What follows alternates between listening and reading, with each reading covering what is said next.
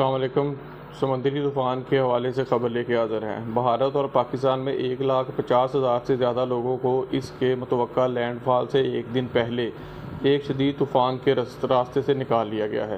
پیشن گوئی کرنے والوں نے خبردار کیا کہ سمندری طوفان بپرجوائے، جس کا بنگال میں مطلب تباہی ہے، گھروں اور فصلوں کو تباہ کر سکتا ہے۔ بپرجوائے بحیرہ عرب کے اس پار اپنا رستہ بنا رہا ہے اور توقع ہے کہ جمعرات کی شام مقامی وقت کے مطابق سب سے پہلے ہندوستان کی ریاست گجرات سے ٹکرائے گا۔ بھارت میں شدید بارشوں کے دوران کم از کم 7 افراد ہلاک ہو چکے ہیں۔ خبر ساتھ آ رہے AFP کے مطابق متاثرین میں 2 بچے شامل ہیں جو دیوار گرنے سے کچلے گئے اور ایک خاتون موٹر سائیکل پر سوار ہوتے ہوئے گرنے والے درخت سے ٹکرا گئی۔ پاکستان میں طوفان کے صوبہ سندھ کے ساحل سے ٹکرانے کی توقع ہے۔ حکام پہلے ہی جنوبی مشرقی ساحل سے 81,000 لوگوں کو نکال چکے ہیں اور اسکولوں میں 75 امدادی کیمپ قائم کر چکے ہیں۔ پاکستان کے وزیر موسمیاتی تبدیلی شیر رحمان نے کہا کہ 20 ملین سے زیادہ آبادی والے صوبے کا سب سے بڑا شہر کراچی فوری طور پر خطرے میں نہیں ہے، لیکن ہنگامی اقدامات کیے جا رہے ہیں۔ ایسی خبریں جاننے کے لیے میرے چینل کو سبسکرائب کریں۔ شکریہ۔